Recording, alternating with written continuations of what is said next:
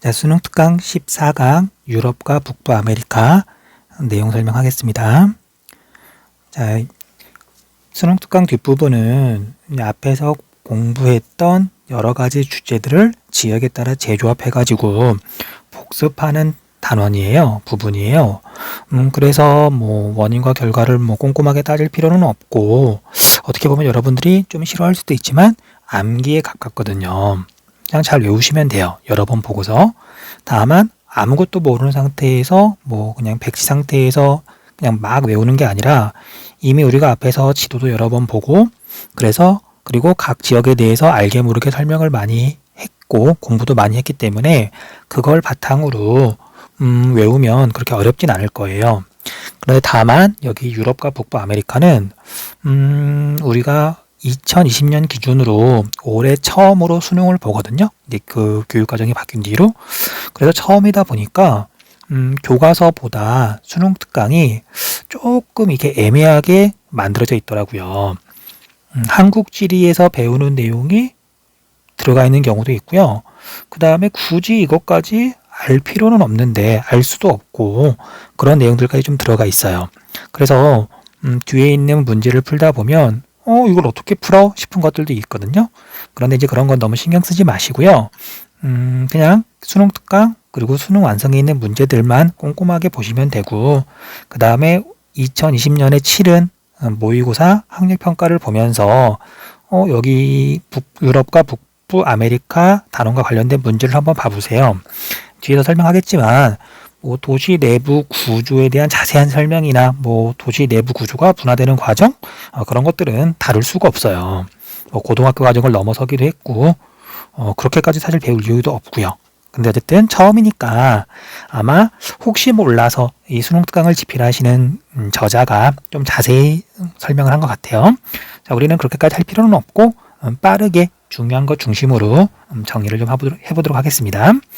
자, 먼저 유럽의 공업지역 형성과 변화.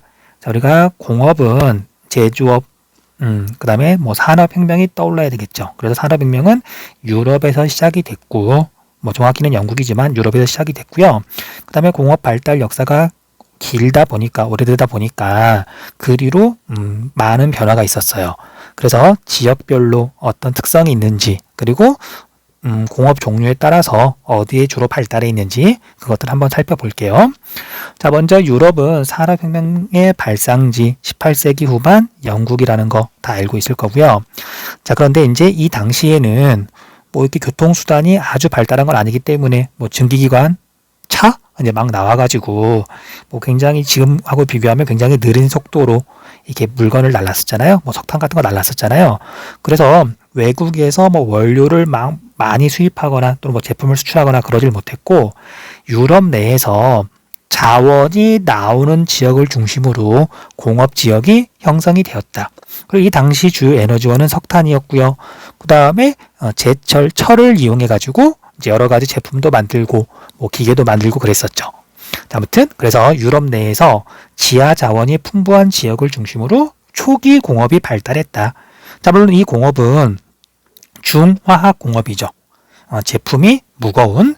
자, 그래서 석탄 산지와 철광석 상지를 중심으로 공업이 발달했는데 여기 오른쪽에 있는 지역 이름들을 외울 필요는 없어요. 이걸 어떻게 외우겠어요? 정말 암기밖에 안 되잖아요. 그래서 그냥 이런 지역들이 있더라 읽고 넘어가시면 돼요.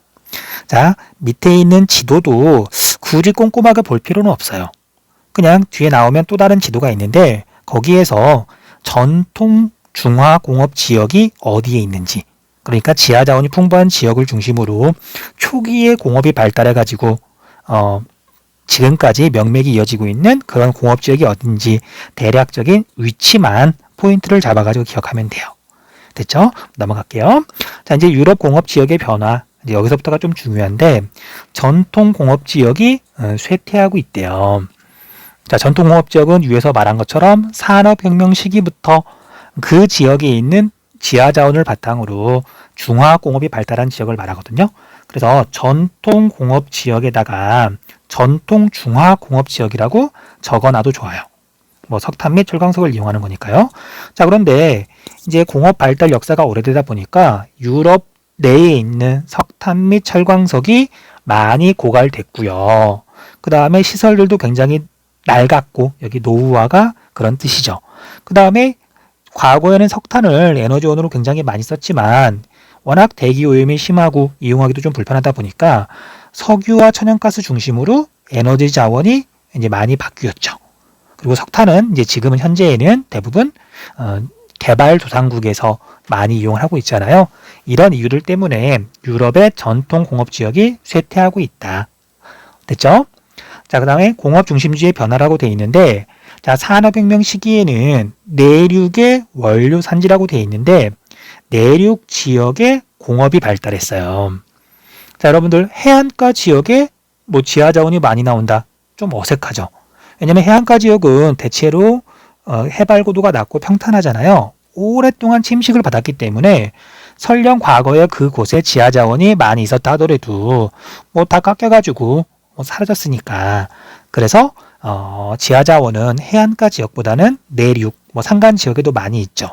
그래서 우리가 오른쪽 지도를 보고 다시 한번 정리를 하겠지만 전통 공업 지역 지도에서는 쇠퇴하는 공업 지역이라고 표시되어 있는 지역들은 대체로 내륙 지역이에요. 자, 우리가 영국은 섬나라긴 하지만 내륙을 포함한 이 지역이 전통 공업 지역에 해당하고요. 그 다음에 프랑스나 독일을 보면 이렇게 이런 지역들, 해안가에서 멀리 떨어진 곳이 전통 중화 공업 지역에 해당해요. 됐죠? 자, 그런데 이제 여기에서 석탄 및 철광석이 고갈되면서 전통 공업 지역은 쇠퇴한다 그랬잖아요. 그러다 보니까 공업이 다른 지역으로 이동했어요. 이동하고 있고요. 자, 그 지역은 어디냐면 해안가 지역이에요. 우리가 해안가를 임해 지역이라고 부르잖아요. 바닷가 지역. 자, 그래서 바닷가 지역은 이제 과거랑 달리 교통이 많이 발달해서 큰 배도 만들 수 있고, 그 다음에 속도도 굉장히 빠른 편이기 때문에 외국에서 원료를 수입해서 뭐 어떤 제품을 만든 다음에 다시 그걸 외국에 수출하기도 유리하죠. 그래서 뭐 여기 뭐 카디프, 미들지브러 뭐 이런 것들 지역 이름 외울 필요 없고요. 바닷가 지역이라는 것만 기억하시면 돼요. 그래서 우리가 오른쪽에 지도를 다시 한번 봐보면 해운, 하운 교통 발달 지역이라고 되어 있는데 해운은 바닷가 지역을 말하는 거고요. 여기 하운은 자, 우리가 북서부 유럽은 서한해양성 기후가 나타나죠. 1년 내내 강수량이 고른 편이기 때문에 우리나라랑 달리 하천을 이용해서 이렇게 물건을 나르는, 뭐 사람을 나르는, 뭐 운송하는 하운 교통이 발달해 있는 편이에요. 그래서 유럽에서 제일 긴 강은 다뉴브 강인데, 근데 이건 남쪽에 좀 있고, 북서부 유럽에서 가장 규모가 큰 강이 라인 강이에요. 독일을 지나서 네덜란드 쪽으로 해서 이제 이렇게 바다로 가거든요. 그래서 여기 하운은 독일 쪽에 있는 걸 말하는 거예요. 독일과 네덜란드.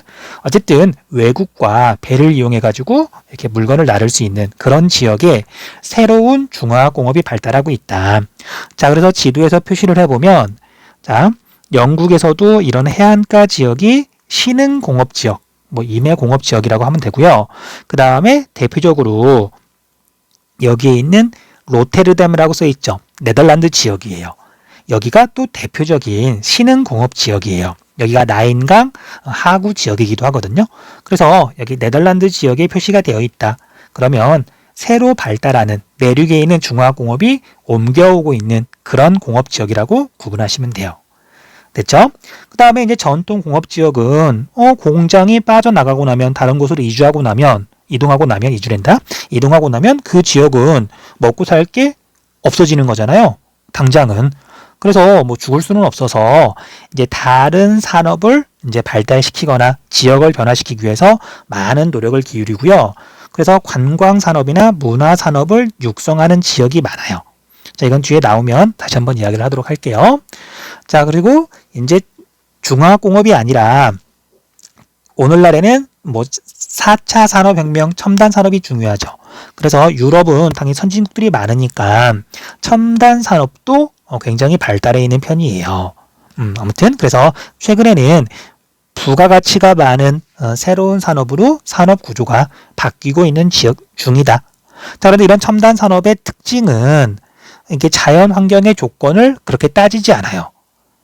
그러니까 워낙 물건값이 비싸기도 하고 뭐 원료가 많이 들어가는 것도 아니고 그 다음에 원료나 제품을 나르는데 운송비가 많이 들어가는 것도 아니기 때문에 일단 돈이 많기 때문에 그래서 기후가 그냥 뭐 좋거나 자연환경이 뭐 아름답거나 그런 곳에 이렇게 첨단 산업이 발달하는 경우가 많고요. 그 다음에 정부가 정책적으로 이렇게 이곳에 뭐 첨단 산업을 육성하기 위해서 지원하는 경우도 많아요. 자, 이건 그래서 뭐 내륙이냐 해안가냐 뭐 그렇게 어떤 일반 원리는 아니고요. 그냥 특정한 지역 몇 곳만 이렇게 좀 기억을 하시면 돼요. 자, 그래서 지도에서 한번 볼게요. 자, 그래서 첨단 기술 산업 지역이라고 이렇게 되어 있는데 대표적인 지역은 런던 근처에 있는 케임브리지 사이언스 파크. 자, 이런 지역 이름을 외울 필요는 없고요. 영국 런던은 앞에서 세계도시 할 때 도시 위치 기억하라 그랬을 거예요. 영국의 동남쪽에 있죠. 그래서 영국 주변에 이렇게 공업 지역이 표시가 되어 있으면 첨단 산업이구나 라고 알아보시면 되고요. 그 다음에 프랑스에서 제일 남쪽 지중해 연안에 보면 소피아 앙티폴리스라고 있어요. 자, 지중해 연안이니까 지중해성 기후. 정말 이렇게 사람들이 좋아하는 기후 지역이잖아요. 그리고 근처에 이렇게 휴양지도 있고요. 칸하고 여기 소피아 앙티폴리스하고 얼마 떨어져 있지 않거든요. 자, 아무튼 그래서 여기 소피아 앙티폴리스하고 케임브리지 사이언스 파크 런던 주변 이렇게 두 군데가 표시가 되어 있으면 첨단 산업이라고 생각하시면 돼요. 자, 그 다음에 여기 제3 이탈리아라고 표시가 되어 있는데 자, 여기는 첨단 산업보다는요, 그러니까 이미지가 뭐 첨단 산업 쪽보다는 우리가 이탈리아 하면 뭔가 떠오르는 게 있을 거예요.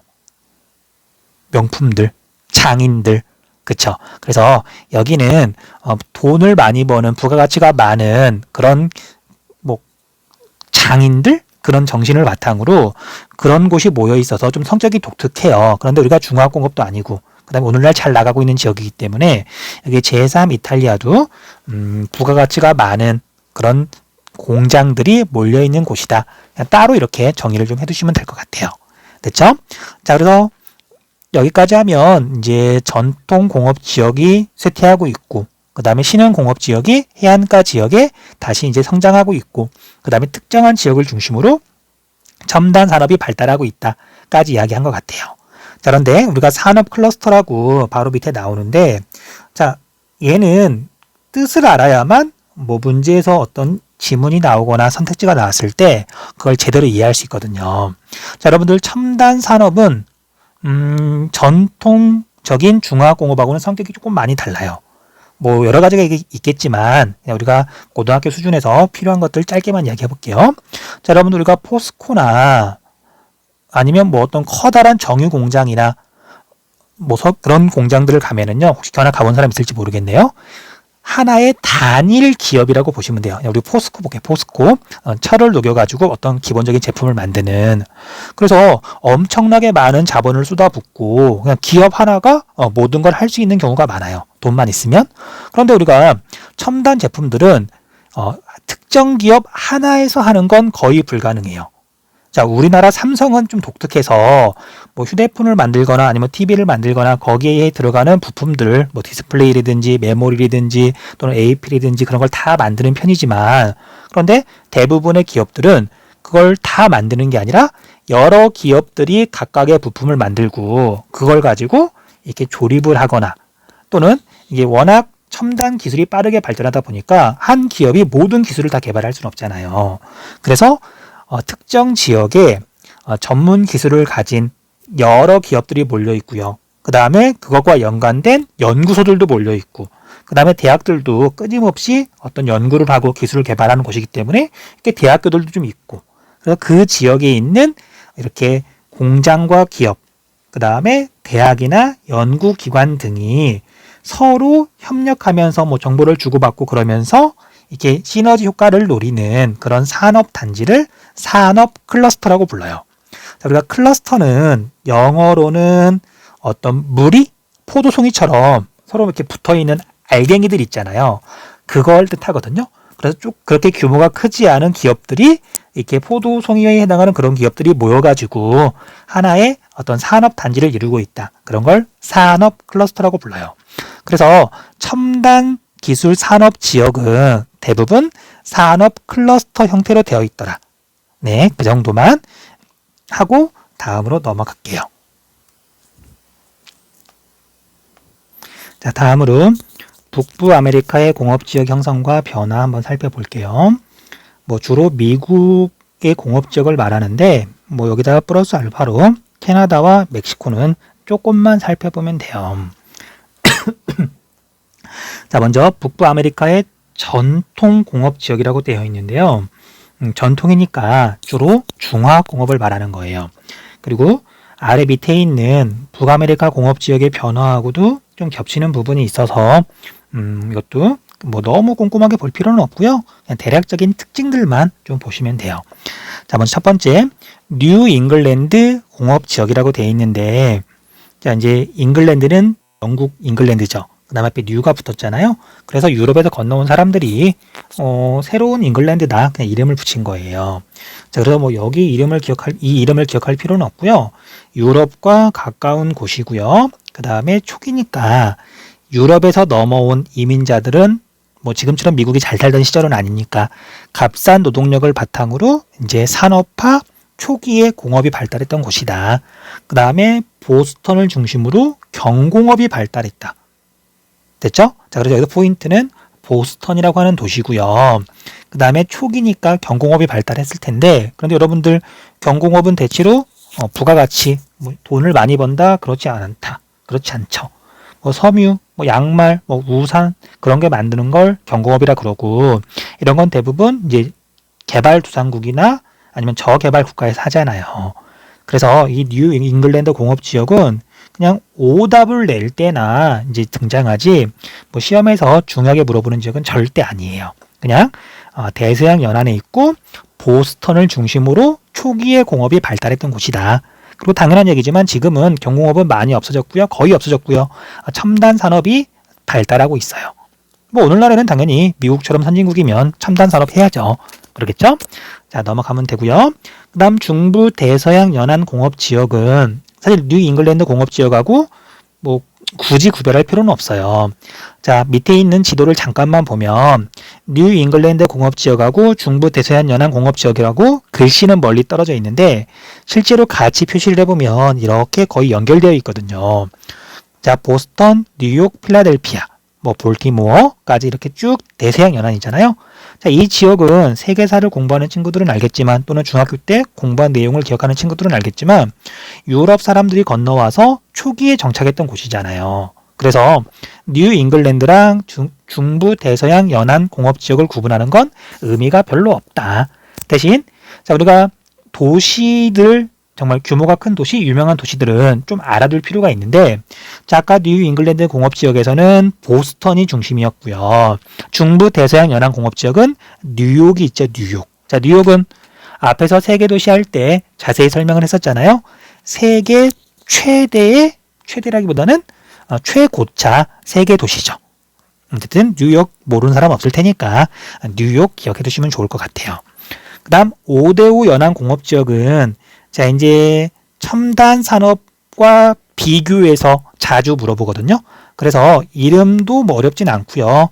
위치도 뭐 어렵지 않기 때문에 어쨌든 기억을 좀 해두시면 좋을 것 같아요. 자, 여러분들 밑에 있는 지도를 보면 캐나다하고 미국의 국경 지대를 보면 약간 오른쪽 동쪽에 커다란 호수 5개가 있어요. 자, 그걸 5대호라고 부르거든요. 5대호. 그 연안에, 그 근처에 공업이 발달해 있는데 얘는 전통 공업 지역이다. 자, 여러분들 뭐 도시들은 굳이 외울 필요는 없고요. 중화 공업이 발달했어요. 발달했고 지금은 약간 쇠퇴하는 중인데, 약간이라기보다는 많이 쇠퇴했는데 어쨌든 중화 공업이 발달했다.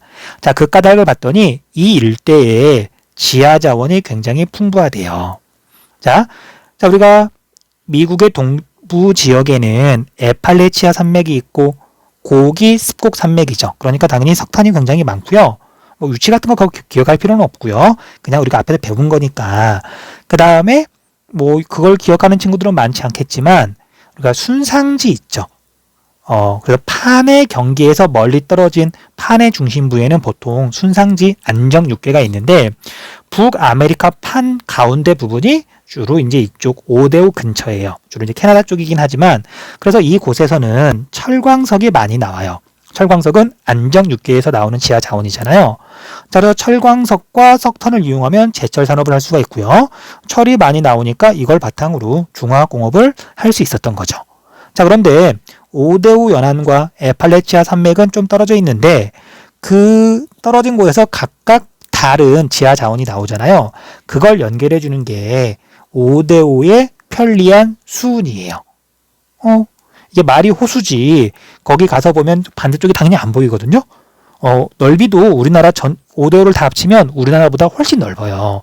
거의 바다기 때문에 편리한 수운을 이용해가지고 뭐 자원을 날릴 수 있었기 때문에 공업이 발달할 수 있었다. 그 다음에 그 주변으로 여러 도시들이 있기 때문에 소비 시장이 넓고요. 그 다음에 노동력도 쉽게 구할 수 있고. 그래서 한때는 여기 오데오 연안 공업 지역이 미국에서 가장 규모가 큰 공업 지역이었어요. 그 다음 캐나다 공업 지역은, 자, 캐나다는 미국과 이렇게 국경을 맞대고 있는데 여기 보면 거의 직선이거든요. 여기에 위도가 북위 49도예요. 자, 우리나라에서 위도가 제일 높은 곳이 북한 쪽, 북위 43도인데 거기보다도 위도가 훨씬 높죠. 그리고 캐나다는 사실 많이 추워서 사람들이 대부분 미국과 가까운 곳에 살아요. 자, 이 오데오 근처에 캐나다 사람들 대부분이 이렇게 모여 살고 있거든요. 그래서 이곳이 캐나다의 공업 지역이다. 하지만 지금까지 시험 문제에서 캐나다의 공업 지역을 다룬 적은 한 번도 없어요. 미국을 다루기에도 바쁜데 캐나다까지 이야기할 필요는 없으니까요. 어쨌든 오데오 연안의 토론토, 캐나다에서 굉장히 큰 도시죠. 유명한 도시죠. 자, 그래서 어쨌든 캐나다의 그런 공업 지역은 뭐 이 정도만 하고 넘어가시면 될 것 같아요. 자, 그런데 이런 북아메리카 공업 지역에도 변화가 생기고 있다. 자, 첫 번째는 전통 공업 지역의 쇠퇴. 자, 앞에서 방금 살펴본 이런 전통 공업 지역이 쇠퇴하고 있다. 그 까닭은 일단 철광석이 고갈됐대요. 철광석. 자, 석탄이 고갈됐다는 말은 안 나오죠. 근데 어쨌든 철광석이 고갈되니까 석탄만 가지고 어떤 공업을 할 수는 없잖아요. 자, 그래서 이 지역의 공업이 쇠퇴하고 있고 그 다음에 새로운 공업 국가가 성장하면서 밀리는 거죠. 사실 중화공업은 에너지를 너무 많이 쓰기도 하고 환경오염이 되게 심하니까 석탄을 많이 떼면 대기오염 심하고요. 뭐 산성비 나오고요. 그쵸? 그런데 이제 그래서 이런 중화공업은 사실 아주 선진국은 잘 하지 않아요.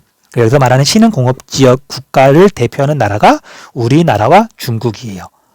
그러다 보니까 이런 문제들 때문에 전통 공업지역은 쇠퇴하고 있다. 그 다음 미국은 뭐 선진국 중에 선진국이죠. 그래서 환경오염이 되게 심하고 에너지를 많이 쓰는 중화공업 대신에 첨단 산업으로 이제 바뀐 지도 오래됐죠. 컴퓨터나 IT나 항공우주산업 등으로 바뀌고 있다. 자, 그래서 공업의 중심지가 이제 많이 이동했는데요. 자, 북동부 및 중서부 지역이라고 되어 있는데, 자, 밑에 있는 지도를 볼게요. 자, 오데오 연안과 그 다음에 대서양 연안에 있는 이 지역이 과거에는 이게 공업의 중심지였어요. 하지만 지금은 앞에서 설명했던 이유들 때문에 공업이 많이 쇠퇴했어요. 이 지역을 그래서 뭐라고 부르냐면요, 러스트 벨트라고 불러요. 시사에 관심 있는 친구들은 아마 알 것도 같은데 러스트가 녹이 슬었다는 얘기잖아요. 그리고 중화공업은 당연히 커다란 기계, 엄청난 공장, 거기에 생산되는 어떤 무거운 뭐 기계 장치들, 그게 대표적인데 공업이 쇠퇴하다 보니까 문 닫는 공장들도 많아지고 그러다 보니까 기계들이 녹이 슬었다, 그런 뜻이에요. 됐죠? 자, 근데 이제 과거에는 러스트 벨트라는 말 대신에요, 미국의 북쪽에 해당하고 그 다음에 오데오에서 수증기가 공급이 되기 때문에 이쪽은 눈이 많이 왔었어요. 그래서 과거에는 러스트 벨트를 스노우 벨트라고도 그랬어요. 스노우 벨트. 상대적으로 춥고 눈이 많이 내린다. 자, 그런데 이제 최근에는 이제 뭐 첨단 산업 같은 것들이 발달하고 있는데 그 지역은 미국에서 남부 및 서부의 선벨트 지역이라고 불러요. 자, 우리 지도를 보면 좀 가려지긴 했지만 북위 37도라고 있죠. 자, 서울의 유도가 대략 뭐 36도가 조금 넘어가는데요. 그러니까 서울보다 더 남쪽이니까 그렇죠. 춥지 않은 곳, 햇빛 선, 태양이 따뜻하게 내려쬐는 곳, 그 다음에 특히 미국 같은 경우에는 미국의 서부 지역은 지중해성 기후 지역이잖아요. 그래서 여름에 고온 건조한 기후가 나타나니까 햇빛이 정말 이렇게 잘 내려쬐잖아요. 그래서 이 지역을 대표하는 말이 선벨트 지역이고요. 자, 외울 필요는 없지만 북이 37도 이남의 따뜻한 기후 지역에 중화공업이 아니라 첨단 산업이 발달하고 있다. 그런 지역을 선벨트라 그러고요. 공업의 중심지가 북동부 및 중서부에서 남부 및 서부로 이동을 한 거죠. 자, 이제 이거에 대해서는 오른쪽에 있는 지도에서 정말 잘 표시하고 있네요. 원래 공업의 중심지는 여기였지만 이렇게 화살표를 보면 알겠지만 37도 이남 지역으로 이렇게 이동을 하고 있다. 됐죠? 자, 이제 이곳은 기후 조건이 좋고요. 그 다음에 석유와 천연가스가 풍부하다고 돼 있는데, 자, 얘는 주로 멕시코만 연안 지역, 그 다음에 최근에는 셰일가스가 많이 나와서 뭐 텍사스가 대표적이거든요. 이런 지역에 이제 지하 자원이 굉장히 풍부한 거죠. 그 다음에 풍부한 노동력이라고 되어 있는데, 자, 여러분들, 자, 미국하고 국경을 맞대고 있는 나라가 이쪽에 멕시코가 있죠. 자, 멕시코는 상대적으로 미국보다는 훨씬 가난한 나라죠. 인건비가 굉장히 싼 거예요. 그리고 실제로 이제 멕시코에서 또는 그 더 남쪽에 있는 이제 나라들에서 미국으로 굉장히 많은 사람들이 넘어왔어요. 그리고 우리가 멕시코를 비롯해서 이게 라틴 아메리카는 대부분 에스파냐어를 쓰죠. 그래서 에스파냐어를 쓰는 미국 내에 거주하는 사람들 또는 그 후손들을 히스패닉이라고 부르는데, 그 사람들은 당연히 멕시코 국경하고 가까운 곳에 살아요. 멕시코에서 넘어왔는데 뭐 뉴욕이나 뭐 보스턴이나 뭐 시카고나 그렇게 멀리 가진 않을 거잖아요. 그래서 미국의 서부와 남부 지역은요, 히스패닉이 많아서 노동력이 지금 풍부하다고 그러는 거예요. 그래서 풍부한 노동력은 상대적으로 값이 싼 노동력이 되겠죠. 그 다음 지방 정부가 여러 가지 혜택을 준다. 뭐 이건 뭐 중요한 건 아니니까요. 자, 그래서 전통 공업 지역은 많이 쇠퇴해서 중화공업이나 뭐 경공업은 뭐 거의 없어졌고요. 그래서 보스턴이나 피츠버그에서는 신산업이라고 돼 있는데 첨단 산업 중심으로 이제 많이 바뀌어가는 중이에요. 됐죠? 넘어가시면 될 것 같고요. 자, 그 다음에 기술 집약적인 첨단 산업이 성장하고 있다. 어느 지역에? 선벨트 지역에. 자, 여기는 또 중요한 도시를 중심으로 해가지고 특징을 한번 잡아볼게요. 태평양 연안 공업 지역이라고 되어 있는데요. 이 부분 한번 지워볼까요? 이렇게 지우고 났더니 태평양 연안을 봤더니 여러분들이 알고 있는 도시가 두 개가 있을 거예요. 하나는 여기에 있는 샌프란시스코, 하나는 좀 더 남쪽에 있는 로스앤젤레스, LA라고 부르죠. 그래서 우리가 샌프란시스코 하면 당연히 떠올라야 되는 거 실리콘밸리. 실리콘밸리가 샌프란시스코에 있어요. 그 다음 LA 하면 여러분들 또 알고 있는 거 있죠. 헐리우드. 자, 그래서 영화 산업이 발달해 있고요. 그 다음에 시애틀은 우리가 알고 있는 그 보잉이라고 하는 항공기 회사 있잖아요. 그 본사가 시애틀에 있어요. 근데 여기는 사실 잘 물어보지도 않아서 적어 넣긴 했지만 뭐 지금까지 한 번도 물어본 적은 없으니까요. 그냥 가볍게 읽고 넘어가시면 될 것 같아요. 그 다음 멕시코만 연안 공업지역이라고 되어 있는데요. 자, 여기 또 지우고 다시 볼게요. 자, 멕시코만이 이렇게 있으면 물론 멕시코가 이렇게 뻗어 있으니까요. 전체적으로 만 형태죠. 자, 여기는 석유하고 천연가스가 많이 매장이 돼 있어서 전통적으로 석유화 공업이 발달해 있어요. 대표 도시는 휴스턴이에요. 그 다음 휴스턴에는 자, 지도에서 보면 여기가 휴스턴인데요. 미 항공우주국 나사라고 그러죠. 나사에서 운영하는 항공우주센터가 있거든요. 그걸 중심으로 항공우주 산업이 발달해 있다. 그래서 남부 지역의 대표적인 도시가 휴스턴이더라. 됐죠? 이렇게 해서 미국의 공업지역도 간단하게 정리하시면 돼요. 자, 다음으로 넘어갈게요. 자, 다음은 유럽과 북부 아메리카의 도시 특색과 대도시권 형성이라고 되어 있는데요. 자, 이 부분은 수능 특강이 지나치게 내용을 깊게 다루지 않았나 싶어요. 사실 이게 도시라고 하는 건 오늘날 세계 인구의 절반 정도가 도시에 살고 있고요. 선진국들은 사실 도시를 중심으로 거의 모든 게 이렇게 돌아가잖아요. 그래서 도시를 주제로 정말 이렇게 대학에서 공부를 할 때도 정말 굉장히 오랜 시간 동안 공부를 해야 돼요. 그래서 지금까지 세계 지리에서 이렇게 도시를 다룰 때는 그냥 특정 단어 정도만 그게 무슨 뜻이냐 물어보는 정도였었는데, 여기서는 정말 도시 지리에 굉장히 많은 부분을 지금 끼워 넣었더라고요. 그런데 이게 교과서가 그런 게 아니라 수능 특강만 그래요. 그래서 여기에 있는 내용을 모두 다 알 필요는 없고요. 그래서 우리나라 수도권하고 살짝 비교하면서 이렇게 선진국들의 이렇게 대도시권 특색들 그 정도만 간단하게 한번 짚고 넘어갈게요. 여러분들도 다 외우려고 하지 말고요. 그냥 수능 특강하고 수능 완성하고 올해 혹시 본 모의고사나 학력평가에서 이런 도시 부분이 나온 게 있으면 그걸 중심으로 이렇게 준비를 해도 수능을 치르는 데는 아무 문제가 없을 거예요. 자, 아무튼 하나씩 한번 살펴보고 넘어갈게요. 자, 먼저 왼쪽에 보면 선진국과 개발도상국의 도시화라고 그래프가 있는데요. 자, 도시화는 보통 한 국가에서 도시 지역에 사는 사람들의 비율로 나타내죠. 그런데 이게 선진국과 개발도상국이 도시화가 진행되는 이렇게 양상이 좀 달라요. 우리가 선진국을 봤더니 1800년 정도부터 모두 다 그런 건 아니지만 산업혁명이 일어난 시기부터 해서 이촌 향도 현상에 의해서 도시 인구가 이렇게 증가해서 이게 100%가 될 수는 없잖아요. 그렇죠? 그래서 이렇게 급격하게 증가하다가 기울기가 점점 완만해지면서 지금은 그냥 이런 식으로 가고 있는 중이죠. 자, 어쨌든 선진국의 도시화가 진행된 건 주로 이촌 향도 현상이다. 근데 그에 비해서 개발도상국은 우리나라를 생각하면 될 텐데요. 자, 1900년도 한참 지나서 1900년대 중반부터 도시화가 진행이 되는데 이 기울기가 선진국에 비해서 훨씬 급하죠. 그리고 지금도 계속 증가하는 중이고, 물론 시간이 더 지나면 개발도상국도 이런 식으로 될 거예요. 그런데 어쨌든 포인트는 여기에 기울기가 훨씬 더 급한데 그 까닭은 이촌 향도 현상과 그 다음에 도시 인구의 자연 증가라고 돼 있죠. 자, 여러분들 이촌 향도 현상은 농촌을 떠나서 도시로 이렇게 이주하는 사람들은 당연히 젊은 사람들이 많겠죠. 그리고 젊은 사람들이 농촌 지역보다 도시 지역에 더 많고요. 비율도 더 높아요. 그리고 이제 그 젊은 사람들이 아이를 낳잖아요.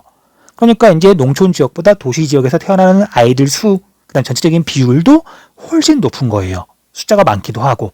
그래서 개발도상국은 인구 증가율이 선진국보다는 높은 편이기 때문에 이촌 향도 현상과 높은 출산율이 동시에 영향을 미치면서 도시화가 훨씬 더 빠르게 증가한다. 됐죠? 그렇게 이 그래프를 이해하시면 될 거예요. 자, 유럽과 북부 아메리카의 도시 특색을 보면은요. 산업화가 일찍 시작되어 오랜 기간 도시화가 진행되었다. 당연한 말인데 유럽이 도시화 역사가 당연히 더 길어요. 여러분들 혹시 이거 알려나 모르겠네요. 자, 여러분들 미국을 대표하는 역사적인 대통령 링컨 대통령 있죠. 미국의 16대 대통령인데 링컨 대통령하고 그 다음에 우리나라 이제 근현대사에서 나오는 중요한 인물 중에 한 명인 흥선대원군 있죠. 흥선대원군 아마 이름 들어본 친구들 많을 거예요. 우리 한국 사람 필수니까 동시대 사람이에요. 동시대 사람. 18세기 1800년대 이제 중반에 이렇게 주로 활약했던 사람이거든요. 중반부터 후반까지. 자, 아무튼 그래서 미국이라고 하는 나라가 지금은 세계 최강대국이 됐지만 정말 인류 역사에서 보면 우리 지구 역사에서 보면 1800년대 중후반부터 정확히는 이제 남북 전쟁이 끝난 뒤부터 정말 놀라운 속도로 발달을 해요.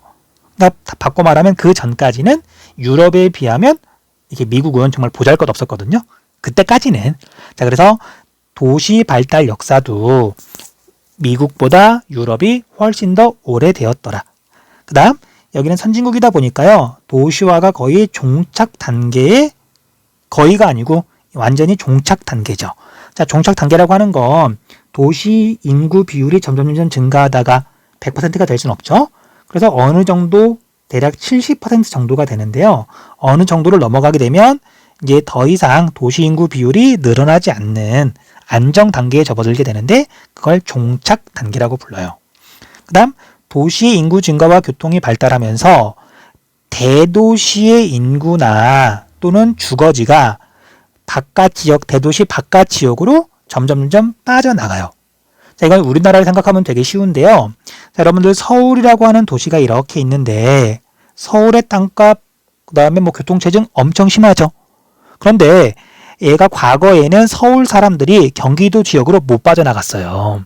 왜냐하면 뭐 자기 직장은 서울에 여전히 있는데 집만 이렇게 경기도로 빠져나가면 출퇴근을 할 수가 없잖아요. 그쵸? 그래서 서울과 같은 대도시에 있는 사람들이나 아니면 주거지가 서울 바깥으로 이렇게 빠져나가려면 전제 조건이 있어야 돼요. 그게 교통 발달이에요. 자동차가 늘어난다든지 또는 뭐 지하철 노선도가 그게 확장이 된다든지 아니면 뭐 이렇게 광역버스 시스템이 갖춰진다든지.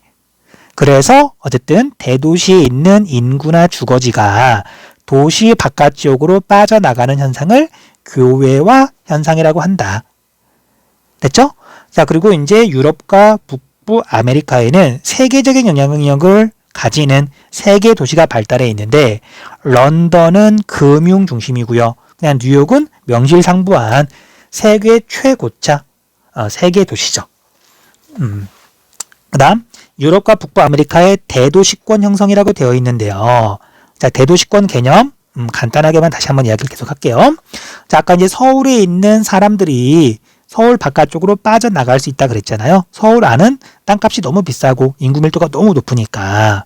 자, 그런데 이렇게 빠져나갈 때 사람이 먹고 살려면 돈을 버는 업무 기능이 좀 있어야 돼요. 직장이 있어야 사람이 일을 하는 거잖아요. 그 다음에 주거 기능도 있어야 되고 뭐 그 다음에 병원이나 뭐 교육기관 같은 것도 있어야 되는데 문제는 그런 주거 기능은 비교적 서울 바깥으로 빠져나가기 쉬운 데에 비해서 기업 본사, 직장, 그런 회사들더러 서울 바깥으로 빠져나가라 그런다면 걔네들은 잘 안 나가죠. 아무리 땅값이 비싸도 서울 중심 부분에 대기업 본사가 있어야 되는 거잖아요. 그러다 보니까 서울 바깥으로, 대도시 바깥으로 사람들이 빠져나갔지만 이 지역에 사는 사람들은 여기 중심에 있는 대도시하고 밀접한 관련을 맺고 있어요. 아침에 출근하고 저녁에 퇴근하고. 그쵸? 그래서 중심에 있는 대도시와 그 다음에 대도시에서 빠져나간 사람들이 모여가지고 만들어진 위성도시나 신도시가 하나의 생활권을 이루면서 밀접한 연관을 맺게 돼요. 날마다 출퇴근하니까 관련이 많다고 할 수 있는 거죠. 상호작용을 많이 한다고 할 수가 있는 거죠. 그런 걸 대도시권이라고 불러요. 그런 대도시권은 교통이 발달해야 된다 그랬잖아요. 그래서 개발도상국보다는 선진국에 두드러지게 발달해 있어요. 자, 대도시의 통금, 통화권, 상권 등이 확대되면서 교통이 발달하면서 주변 지역과 기능적으로 연결되어 있다 그러는데 자, 이건 한국지리에서는 자세히 좀 공부를 하지만 그냥 우리 세계지리 할 때는 그 결과 대도시권이 형성이 된다. 그 정도만 알고 있으시면 될 것 같아요. 그 다음 대도시 주변 지역은 중심 도시의 영향력이 커지면서 자, 서울과 같은 대도시에 있는 사람들이 서울 바깥으로 빠져나갔어요. 그 다음에 교통이 발달하면서 더 먼 곳까지 갈 수 있어요. 그런데 이 지역들은 서울과 상호작용을 많이 한다 그랬잖아요. 바꿔 말하면 서울의 영향을 받는 거죠. 당연히 서울이 더 큰 중심지니까, 더 큰 도시니까. 자, 그래서 중심 도시의 영향력이 커진다고 표현을 하는 거고요. 그 다음에 기능적으로 밀접하게 대도시와 연결된다. 상호작용을 많이 한다. 그 다음 거대 도시를 잇는 도시와 지역이 그러니까 이제 우리나라는 이런 대도시권이 서울을 중심으로 하는 수도권, 그 다음에 부산을 중심으로 하는 부산권, 그 다음에 대구를 중심으로 하는 대구권 정도만 이렇게 있거든요. 그리고 이 각 대도시권이 좀 독립돼 있어요. 서로 좀 거리도 멀다 보니까. 자, 그런데 유럽이나 미국 지역을 보면 북부 아메리카를 보면은요, 이런 대도시권들이 점점 더 커지고 영향력이 커지다 보니까 근처에 있는 대도시권하고 뭐 완전히 연결되는 경우도 있지만 굉장히 빠른 뭐 이렇게 고속도로나 고속철도나 그런 걸로 연결이 돼서 하나의 생활권으로 묶이는 연결이 되는 경우도 있어요. 자, 그런 걸 뭐라고 부르냐면요. 메갈로폴리스라고 불러요. 메갈로폴리스. 그래서 메갈로폴리스는 선진국하고 중국 정도에만 있다고 보시면 돼요. 유럽하고 그다음에 미국의 동부 지역하고요. 그다음에 일본에 또 메갈로폴리스가 있고요. 그다음에 뭐 중국도 이제 최근에 형성이 됐는데 아무튼 이러한 거대한 도시들이 대도시권들이 서로 연결된 거대한 생활권을 도시권을 메갈로폴리스라고 한다. 자, 미국 북동부 지역이 있고요. 보스턴부터 뉴욕을 지나서 워싱턴까지 이르는 그 다음에 영국, 그 다음에 네덜란드 지역에도 메갈로폴리스가 있다. 뭐 그 정도만 체크하시면 될 것 같아요. 다음으로 현대 도시의 내부 구조와 유럽 및 북부 아프리카의 도시 내부 구조 특징 설명을 할 텐데요.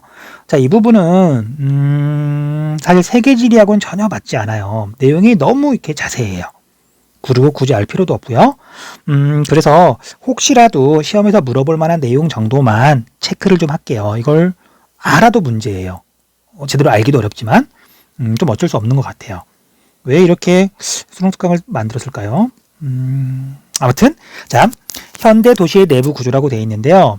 옛날 뭐 조선시대나 뭐 유럽으로 치면 뭐 중세시대나 그런 시대와 달리 오늘날에는 도시의 지역 분화가 되게 뚜렷한 편이에요.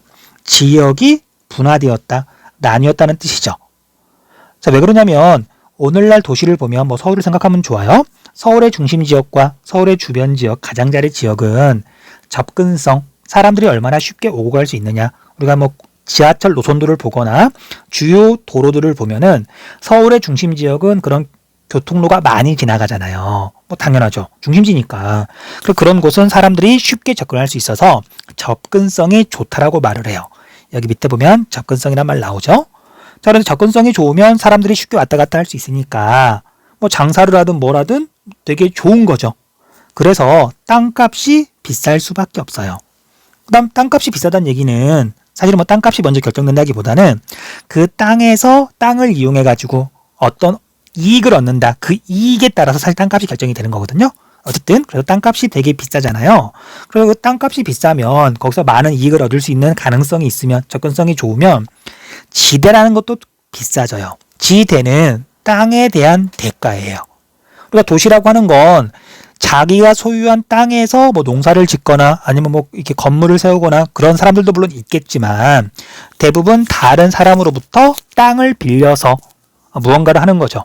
그래서 땅에 대한 대가, 임대료라는 개념이, 그러니까 지대라는 개념이 훨씬 더 지리에서는 많이 나와요. 그러니까 어쨌든 얘네들은 서로 비례하니까 지역에 따라서 접근성, 지대, 지가가 서로 달라서 도시 내부에는 상업 기능과 공업 기능과 주거 기능이 서로 다른 지역으로 분산되더라. 그래서 우리가 이제 지방에 있는 조그마한 도시들은 잘 나타나지 않지만 서울을 보면 서울 중심부 지역, 뭐 명동 근처, 뭐 서울시청 근처는 상업 지역. 그 다음에 뭐 강남 지역도 뭐 이렇게 대로변, 테헤란로 그 주변을 보면 상업 업무 지역. 라고 볼 수 있고요. 그 다음에 어떤 곳에 가면 아파트하고 이런 주택들밖에 없거든요. 그런 지역은 주거 지역이죠. 그 다음에 공장은 이제 좀 옛날에는 서울 안에도 공장이 많이 있었어요. 그런데 우리가 대도시 지역은 당연히 이제 환경 오염이 좀 심하고 소음 같은 것도 많이 발생시키고 그다음에 사람들이 뭐 실제로 어떤 이용하는 편의시설이 아닌 그런 공장들이 있기에는 좀 어울리지 않잖아요. 맞지 않는 부분이 많이 생기잖아요. 그래서 오늘날 세계 주요 도시들, 대도시들은 공업 기능은 대부분 또 도시 바깥으로 빠져나갔어요. 서울 안에 공장 별로 없잖아요. 그쵸? 어쨌든 포인트는 대도시 지역 내부는 상업 업무 기능, 주거 기능, 공업 기능 등이 서로 다른 지역으로 이렇게 집중한다. 그래서 도시 내부 지역이 나뉘어진다. 그 정도만 이해하시면 될 것 같아요. 됐죠? 자, 이걸 또 간단하게 설명을 하자면 도시의 중심 지역은 땅값이 비싸다. 그래서 중심 업무 지구가 발달한다. 그냥 글자 그대로죠. 업무 기능이 많은 중심 지역인 거예요. 그 다음 상주 인구 감소로 인구 공동화 현상이 나타난다고 되어 있는데요. 이런 용어를 여기 세계지리에 넣어놓으면 좀 설명하기 좀 난감해요. 이건 정말 완벽하게 한국지리 개념이고 한국지리에서도 설명하려면 한참 걸리는 이렇게 내용이거든요. 어쨌든 설명을 한번 해볼게요. 자, 여러분들 지금은 뭐 유럽이나 미국, 북아메리카가 선진국이지만 과거에 뭐 이렇게 자동차도 없던 시절에 교통이 되게 불편하던 시절에 그때는 도시의 규모가 그렇게 크지 않았어요. 이게 도시의 경계라고 한번 해볼게요. 실제로 이렇게 건물들이 있고 뭐 도로가 있는. 그리고 여기에는 뭐 간단하게 표시를 하자면 주거 기능 점으로 표시할게요. 동그라미. 주거 기능들도 이렇게 있었을 거고 그 다음에 업무 기능 뭐 그때도 직장은 있었을 거니까 그 다음에 너무 작게 그렸나 보네요. 네모는 이제 뭐 공장이라 그럴게요. 공업 기능도 어쨌든 도시 안에 있었을 거예요. 뭐 간의 수공업이 됐든 어쨌든. 자, 그런데 도시가 이렇게 커지면서요. 원래 도시에 해당했던 과거의 도시에 해당했던 부분이 만약에 이렇게 된다면 도시가 이렇게 지금 커진 거예요. 그러면 교통도 발달했고 이제 오늘날 도시니까요. 도시 지역에 따라서 접근성이 다르고 지가가 다르고 지대가 달라요. 그러다 보니까 대기업 본사나 그런 뭐 서울시청이나 그런 중요한 기관들 또는 이렇게 기업들은 상업 업무 기능은 접근성이 굉장히 중요하니까 여기에 여전히 머물러 있는 데에 비해서요. 여기에 살던 사람들은 굳이 여기에 계속해서 살 필요가 없는 거예요. 여기에 있는 원래 살던 집을 팔고요. 이렇게 도시 가장자리로 오게 되면 뭐 출퇴근하는데 시간은 조금 걸리겠지만 여기에서 엄청나게 비싼 값으로 집을 팔고 여기에 훨씬 더 좋은 집을 이렇게 지을 수도 있는 거잖아요. 그쵸? 그래서 서울과 같은 대도시가 만들어지면서 원래 과거의 도시 중심에 있던 주택들이 주거 기능이 대도시의 가장자리 지역이나 아니면 교통이 더 발달하게 되면 아예 대도시의 바깥 지역으로까지 빠져나가거든요. 이걸 교외화 현상이라 그런다 그랬잖아요. 그래서 여기 서울과 같은 대도시 중심부에 실제로 거주하는 인구가 줄어들게 돼요. 여러분들 명동이나 아니면 테헤란로 근처에 가면 그런 상업 업무 지구에는 주택 같은 건 별로 없잖아요. 아파트 같은 건 당연히 별로 없잖아요. 그쵸? 그래서 그 지역에 거주하는 인구가 감소해서 인구가 텅 비었다. 무언가 텅 비었다. 그걸 공동화라고 부르거든요. 그래서 이런 현상을 인구 공동화 현상이라고 불러요.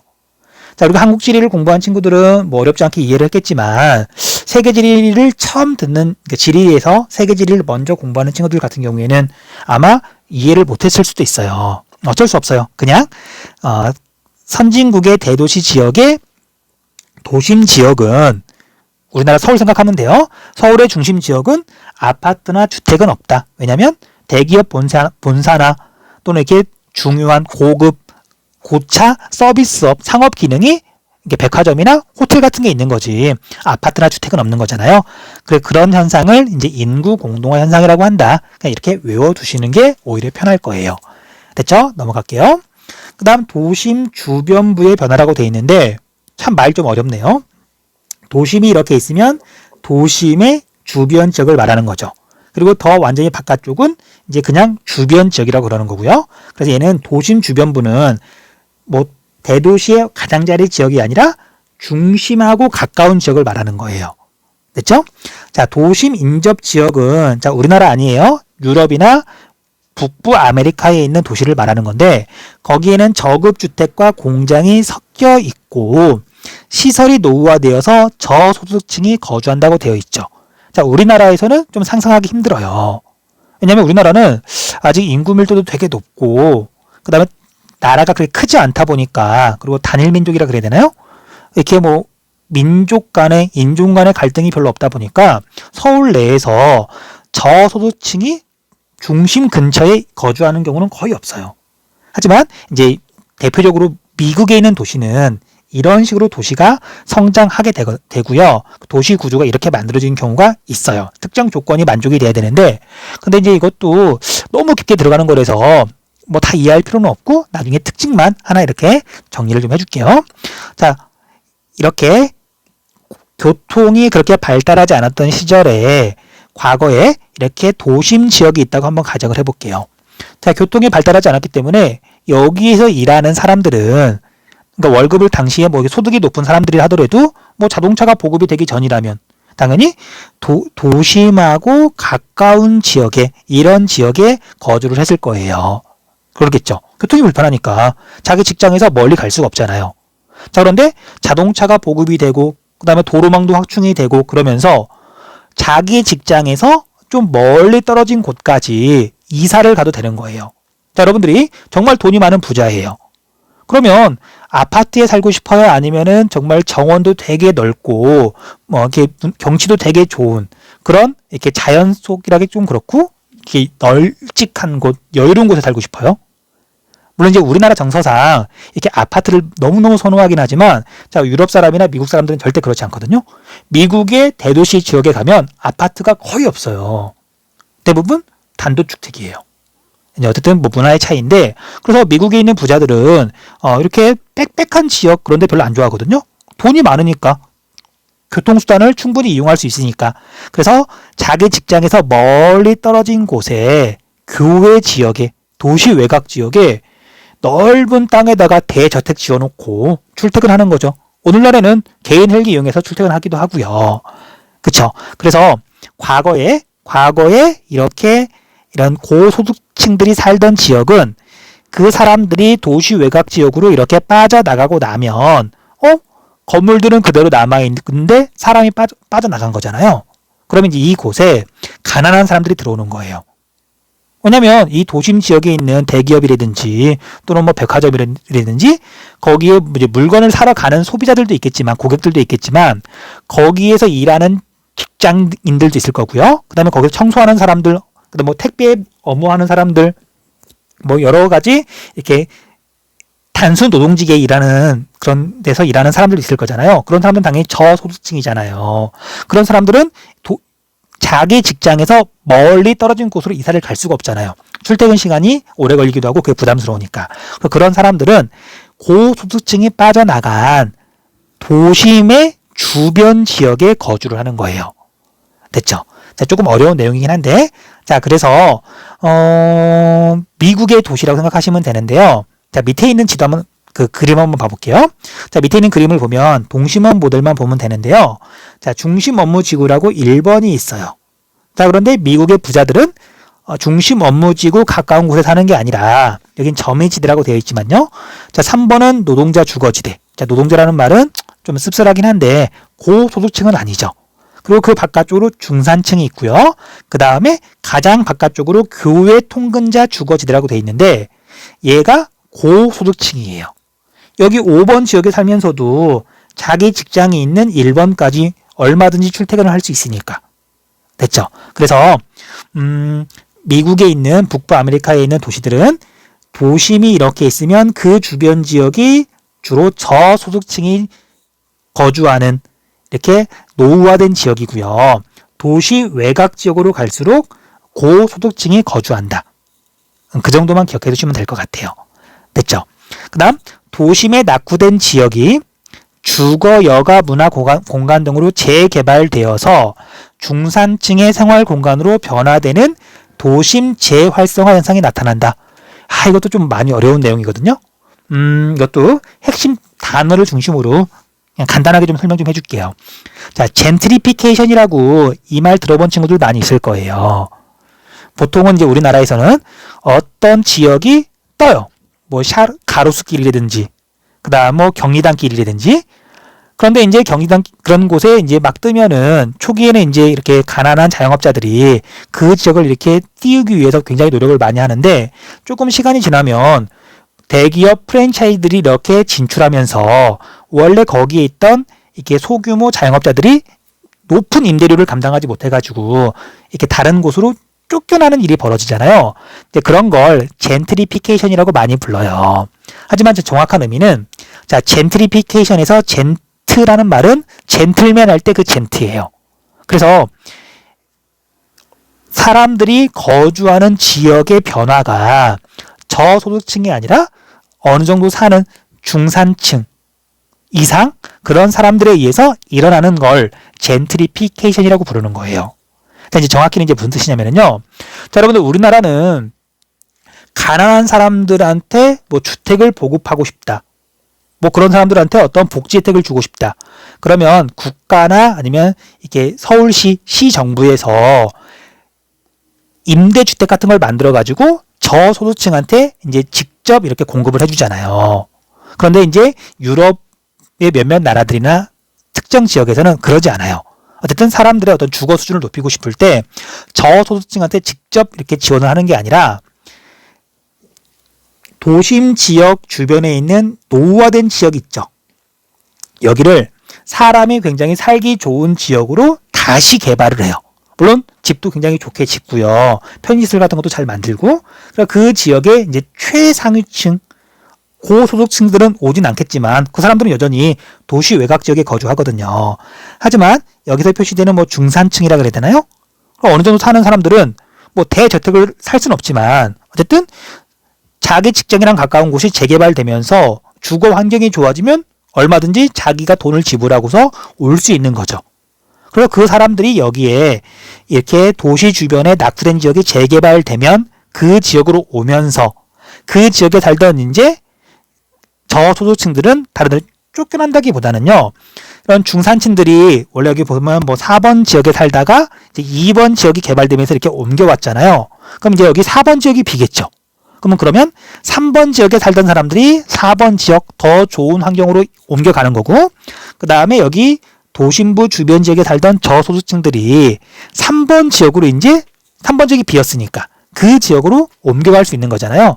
그래서 이제 유럽에 있는 몇몇 나라들을 아까 말했던 것처럼 저소득층들의 주거 환경을 개선하기 위해서 또는 전체적인 주거 환경을 개선하기 위해서 저소득층을 직접 지원하는 게 아니라 중산층들이 충분히 살만한 지역들, 도심의 주변부 지역에다가 그런 곳에다가 고급 주택 지역을 개발하면서 그래서 저소득층한테 직접 지원하는 게 아니라 이런 식으로 순차적으로 이동이 일어나면서 전체적인 주거 환경이 좋아질 수 있는 그런 정책을 폈었어요.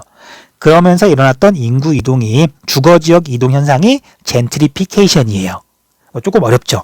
자, 그래서 현재에는 도심 주변부 지역이 재개발된 도시들이 여럿 있어요. 뒤에 가면 문제도 나오거든요. 그때 다시 한번 이야기를 하도록 할게요.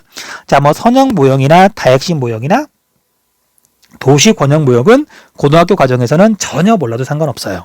그 다음에 왼쪽에 있는 도시 내 기능에 따른 지대 변화도 한국지리에서는 그래도 한번 설명을 하는데 세계지리에서 이 그래프가 왜 나왔는지 모르겠어요. 이거 그래프 설명하려면 되게 오래 걸리기도 하고 세계의 지리에서는 전혀 의미가 없거든요. 자, 다음으로 이제 유럽의 도시로 넘어가 볼게요. 자, 유럽 주요 도시의 내부 구조 특징, 그 다음에 3번은 북부 아메리카, 뭐 미국이죠. 주요 도시의 내부 구조 특징이라고 되어 있는데요. 자, 이건 읽어보시면 될 거예요. 그 다음에 이것도 하나하나 물어보진 않고요. 뭐 전체적인 특징을 물어보는데 특징의 차이점? 자, 역사가 달라요. 자, 유럽은 당연히 이렇게 런던이나 파리의 이미지를 떠올리면 좋은데요. 뭐 우리나라로 치면 경주 생각하셔도 좋아요. 경주는 높은 건물 없거든요. 왜냐면 높은 건물이 들어서면 거기에 있는 역사 유적들 그런 걸 가리기도 하고 그 다음에 거기는 오래됐다는 그런 역사적인 이미지가 도시의 가치를 결정하는 가치 중에 최고인데 그런 현대식 이미지하고 어울리지 않잖아요. 우리가 경주까지 가가지고 뭐 이렇게 서울에서 흔히 볼 수 있는 높은 건물들을 본다. 어색하기도 하고 그걸 보겠다고 경주까지 가진 않을 거잖아요. 그쵸? 그래서 유럽의 도시들은 굉장히 역사가 오래된 곳들이 많은데 비해서 미국의 도시는 전혀 그렇지 않더라. 자, 여러분들 미국이 독립한 게 언제죠? 영국으로부터? 1776년이에요. 그러니까 지금 연도로 치면 아직 300년도 안 된 거죠. 그리고 미국의 남북전쟁이 1883년이거든요. 63년이거든요. 그래서 미국의 남북전쟁도 그렇게 얼마 안 됐어요. 그래서 미국에 있는 도시들은 역사가 그렇게 깊지 않아요. 그러니까 우리가 생각하는 뭐 경주와 같은 도시들은 없는 거죠. 그러니까 역사적인 가치가 별로 없는 거예요. 그러다 보니까 도시를 개발할 때 훨씬 더 자유롭다 그래야 되나? 제약이 적은 거죠. 자, 무슨 소리냐면요. 만약에 런던에 옛날 영국 여왕이 살던 이제 궁궐이 있어요. 궁궐이라 좀 그렇고 성이 있어요. 근데 그 성이 아무리 낡았다 그래서 그걸 허물고 거기에 뭐 높은 빌딩을 지을 순 없잖아요. 그쵸? 커다란 성당 같은 것도 마찬가지고. 그런데 미국에는 그런 게 없다 보니까 그냥 도시의 중심 지역에 높은 빌딩 세우고요. 대기업 본사 들어서고 뭐 커다란 백화점 들어서고 그렇게 해서 그냥 말 그대로 그냥 도시? 그냥 정말 우리가 생각하는 전형적인 미국 도시가 만들어지는 거죠. 그래서 미국과 유럽은 어쨌든 역사가 다르기 때문에 도시의 구조도 다르다. 도시의 특징도 다르다. 그 포인트만 기억하시면 돼요. 자, 그래서 밑에 있는 그림을 보면 오히려 쉬울 거예요. 자, 역사가 오래된 유럽의 도시를 봤더니요. 도심을 보니까 도시의 중심이에요. 그런데 우리가 지금 생각하는 현대식 건물은 안 보이죠. 여기 보니까 뭐 십자가가 보이니까 아마 성당일 거고요. 그쵸? 그 다음에 이제 우리가 뭐 중세시대, 뭐 심지어 막 로마 시대 건물들도 있으니까요. 그래서 그런 오래된 시가지가 이렇게 있고요. 그러니까 이제 뭐 이렇게 높은 빌딩들은 여기 있을 수가 없는 거죠. 그래서 여기 이렇게 모식도에서는 신흥 업무 지역에 그나마 우리가 생각하는 도시의 모습이 있는 거죠. 그쵸? 그 다음에 근대 도시구역은 신흥 업무 지역이 생기기 전에 말 그대로 여기도 좀 오래된 곳이긴 하지만 오늘날 뭐 현대 도시 그런 건물들은 아니고요.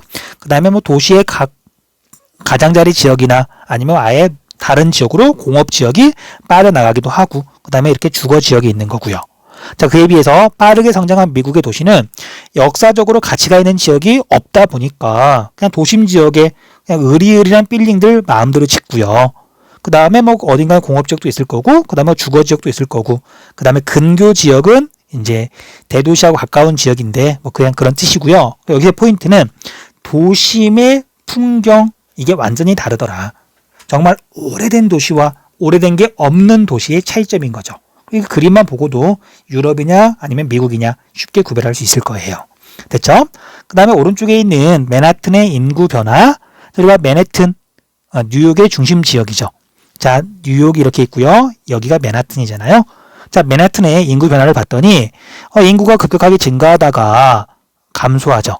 자, 그리고 여기서 여기까지를 뭐라고 부르냐면요. 인구 공동화 현상이 나타난다. 인구 공동화 현상. 인구가 줄어들었잖아요. 인구 공동화. 자, 그런데 재밌게도 최근에 인구가 다시 증가하고 있죠. 이게 앞에서 설명했던 젠트리피케이션인데, 자, 여기서는 이제 도시 재생 사업이라고 되어 있는데요. 그러니까 도심 재활성화, 도심 지역에 어쨌든 다시 사람들이 살게 하는 어쨌든 그런 사업을 하면서 맨하튼의 인구가 다시 증가하고 있다. 그 정도만 가볍게 보고 걱정하지 말고 다음으로 넘어가면 될 것 같아요. 자, 다음 페이지. 유럽의 지역 통합과 분리 운동이라고 되어 있는데요. 자, 먼저 지역 통합은 유럽 연합을 말하는 거예요. 자, 과거에 이제 유럽이 세계를 주름잡던 시대가 있었죠. 하지만 1차 세계대전, 2차 세계대전을 지나면서 그 중심, 그 핵심 그런 영향력은 이제 미국으로 넘어갔잖아요. 그리고 이제 최근에는 우리나라나 일본을 비롯해서 특히 중국이 성장하면서 유럽이 점점 세계의 중심에서 조금 멀어진다 그래야 되나? 좀 그런 느낌이 있잖아요. 그래서 유럽도 서로 이제 뭉치자. 일단 뭐 규모의 경제가 돼야 힘을 쓸 수 있는 거니까요. 그래서 유럽 연합을 이렇게 형성하게 돼요. 유럽 연합을. 자, 지역 통합의 배경은 여기 나온 것처럼 유럽이 이제 세계의 중심에서 조금 멀어지면서 어쨌든 주도권을 잃지 않기 위해서. 그래서 경제 발전을 위해서 서로 협력할 필요가 점점 커졌기 때문에 자, 이런 과정을 거쳐서 유럽연합이 만들어졌더라. 이렇게 기억하시면 되고요. 자, 유럽연합은 1993년에 출범했는데 연도를 외울 필요는 없고요. 초창기에는 12개 국가였지만 2018년도에는 28개로 늘어났다. 그 정도만 기억하시면 돼요. 난 플러스 알파. 자, 이제 유럽연합의 특징이라고 나와 있는데요. 자, 유럽연합과 같은 걸 경제협력체라고 불러요. 경제적인 목적을 위해서 서로 이렇게 뭉친 거잖아요. 그런데 경제협력체는 협력 정도에 따라서 또는 통합 정도에 따라서 이게 좀 구분을 하거든요. 근데 그런 구분을 정확하게 달 필요는 없고요. 모든 경제협력체 가운데 유럽연합이 가장 통합 정도가 높다. 그래서 유럽연합과 비교하면 다른 모든 경제협력체는 통합 정도가 낮다. 그 정도만 기억하시면 될 것 같아요. 그래서 유럽연합 지역 내에서 노동력, 사람이죠. 자본, 돈이죠. 상품, 물건이죠. 이것들이 자유롭게 이동할 수 있어서 단일 시장이 형성되어 있고요. 유럽중앙은행도 있고요. 그 다음에 유로화라고 하는 단일 화폐도 사용해요. 자, 참고로 여러분들 유럽연합하면 유로화를 다 쓸 것 같잖아요. 안 그래요. 유럽연합에 포함되어 있으면서도 유로화를 쓰지 않는 나라들이 있거든요. 그 대표적인 나라가 스웨덴, 덴마크예요. 왜 그런지 그 스웨덴, 덴마크가 유로화를 쓰지 않는다고 정확하게 외울 필요는 없고요. 유럽연합에 가입했다 하더라도 이런 뭐 폴란드나 뭐 루마니아나 뭐 이런 나라들 유로화를 다 쓰는 건 아니다. 그 이유는 화폐를 유럽연합에서 유로화를 쓰게 되면 자기 나라가 주도해서 자기 나라 어떤 경제 정책을 펴거나 화폐 정책을 펼 수가 없는 거예요. 우리가 뭐 경제를 배운 친구들은 뭐 잘 알겠지만 이게 뭐 인플레이션이 이렇게 막 일어날 때 돈을 가지고 조절하는 것도 되게 크거든요. 또는 뭐 예산을 짜거나 그럴 때 이렇게 자기 나라 화폐가 아니면 주도권이 없는 거잖아요. 그래서 그런 부분들 때문에 유로화를 쓰지 않는 나라들도 많아요. 그리고 유로화를 쓰고 싶어도 유럽연합에서 이렇게 허락을 안 해주는 경우도 많아요. 왜냐하면 이렇게 재정이 뭐 불량하거나 어떤 조건을 충족시키지 못한 나라들이 유로화를 쓰게 되면 유로화의 안정성이나 그런 것들이 좀 떨어질 수 있잖아요. 그래서 유럽연합 가입 국가와 유로화 사용 국가가 일치하는 건 아니다. 됐죠? 그 다음에 유럽에 있는 주요 나라들 중에 유럽연합에 가입하지 않은 나라들도 좀 알아두면 좋아요. 대표적인 나라가 여기에 있는 스위스. 자, 스위스는 영세 중립국이죠. 중립을 표방하기 때문에 유럽연합이라고 하는 하나의 유럽이 되겠다고 하는 거기에는 참여할 수가 없는 거죠. 뭐 그 외에 아이슬란드하고 노르웨이도 유럽연합에 가입해 있지는 않은데 뭐 이걸 물어보진 않으니까 그냥 상식에서 알아두시면 될 것 같아요. 그 다음에 뭐 유럽의회도 있고요. 입법, 사법, 행정체계도 갖추고 있고요. 그 다음에 유럽연합의 수도라 그래야 되나요? 유럽연합 본부가 있는 곳이 어디냐면요. 벨기에에 브뤼셀이라고 하는 도시에 있어요. 벨기에 수도거든요. 어쨌든 벨기에에 유럽연합 본부가 있다. 유럽연합의 수도는 브뤼셀이다. 이것도 좀 알아두세요. 자, 그 다음에 유럽연합의 과제는 사실 우리가 유럽이라 그러지만 서부유럽, 뭐 동부유럽, 남부유럽이 서로 뭐 민족도 다르고 언어도 다르고 경제 발달 정도도 다르고 그 다음에 지금은 민주주의 국가가 많지만 과거에는 이게 90년대 초까지만 하더라도 사회주의 국가들도 많았었고 그러다 보니까 이게 하나로 완전히 묶기에는 되게 많은 여러 가지 문제가 있는 거예요. 그 경제적인 문제, 그 다음에 특히 남부 유럽이 최근에 재정 적자 문제로 굉장히 심각했었고요. 그 다음에 서남아시아나 아프리카 쪽에서 난민들이 많이 들어오는데 나라마다 입장 차이가 있는 거예요. 그래서 그것 때문에 갈등이 되게 많이 있었더라. 뭐 정도만. 그 다음에 유럽연합의 역내 수출 수입 비중 여기 그래프 잠깐만 볼게요. 자, 경제 협력체가 여러 개가 있다 그랬잖아요. 그런데 모든 경제 협력체 가운데 지역 내에 있는 국가들끼리 서로 이렇게 무역을 많이 하는 그 비율이 가장 높은 곳이 유럽연합이에요. 자, 우리가 유럽연합은 나라도 되게 많고요. 그 다음에 거기에 선진국들 많다 보니까 자기들끼리 무역할 일이 되게 많은 거예요. 됐죠? 근데 그에 비해서 예를 들면 뒤에서 설명하겠지만 북아메리카 자유무역협정 나프타의 회원국은 미국, 캐나다, 멕시코거든요. 그리고 그 세 나라는 세 나라들끼리 무역하는 것도 물론 많겠지만 당연히 지역 외에 있는 유럽이나 아니면 중국이나 또는 뭐 우리나라나 다른 지역 국가들하고도 무역을 많이 할 수밖에 없잖아요. 걔네들은 회원국이 3개밖에 안 되니까. 그쵸? 그러다 보니까 역내 수출 수입 비중이 독보적으로 높은 경제 협력체가 바로 유럽연합이다. 자주 물어보는 내용이니까 기억 좀 해두세요. 그 다음에 유럽의 분리 독립 운동. 자, 이건 뭐 세계사를 공부한 친구들은 뭐 너무너무 잘 알겠지만 우리가 지금 뭐 알고 있는 뭐 영국이나 뭐 프랑스나 독일이나 이탈리아나 이런 근대 국가가 형성된 건 그렇게 오래되지 않았어요. 그러니까 민족이라고 하는 개념이 만들어진 것도 얼마 오래되지 않았어요. 그렇게 오래되지 않았어요. 그러다 보니까 일부 지역에서는 나는 이 나라에 이렇게 포함되는 거 싫다. 우리의 독자성을 지키고 싶다. 그리고 독립하고 싶다. 그런 지역들이 되게 많고요. 시험에서 단골로 물어보는 지역들이에요. 그래서 뭐 민족이나 언어나 종교 등이 달라서 이렇게 분리 독립을 하려고 하는 지역들이 있더라. 자, 지도에서 위치 알고 있으셔야 돼요. 자, 오른쪽에는 지도 보고 이렇게 좀 설명을 좀 하도록 할게요. 자, 우리가 영국은 이제 원래는 이렇게 뭐 지금도 마찬가지, 지금도 그렇긴 하지만 4개의 나라가 모여 있는 거예요. 잉글랜드, 웨일즈, 스코틀랜드, 북아일랜드. 그런데 이 4나라들 중에 여기 가장 힘이 센 나라가 여기 잉글랜드거든요. 그러다 보니까 다른 지역 사람들이 조금 소외감을 느끼기도 하고요. 차별을 느끼기도 해요.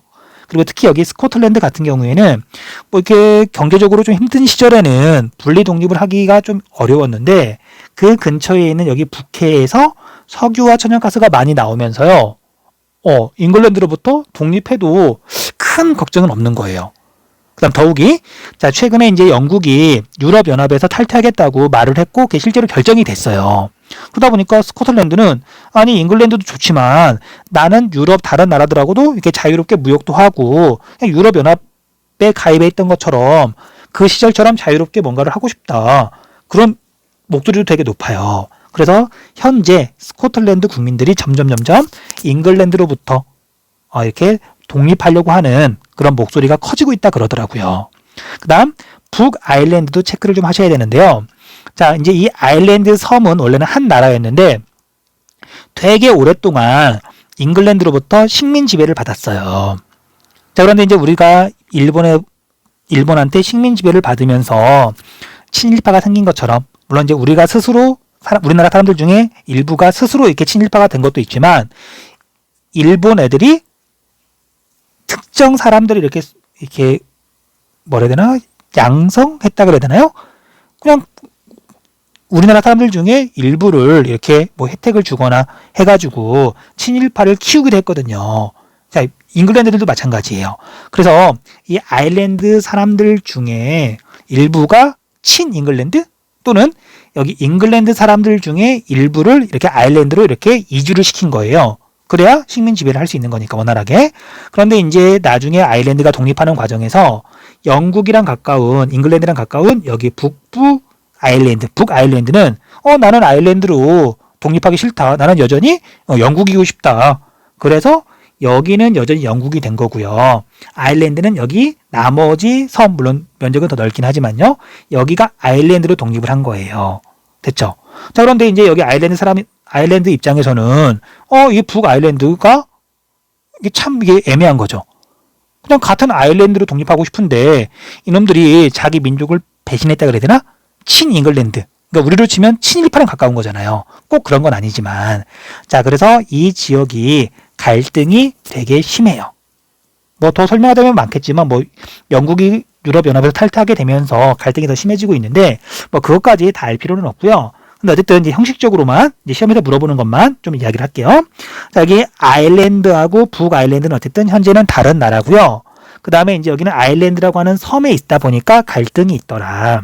자, 그리고 여기 아일랜드는 종교가 크리스트교 중에서도 가톨릭이에요. 그런데 우리가 북아일랜드는 영국이기 때문에 영국은 성공회교라고 하는 개신교거든요.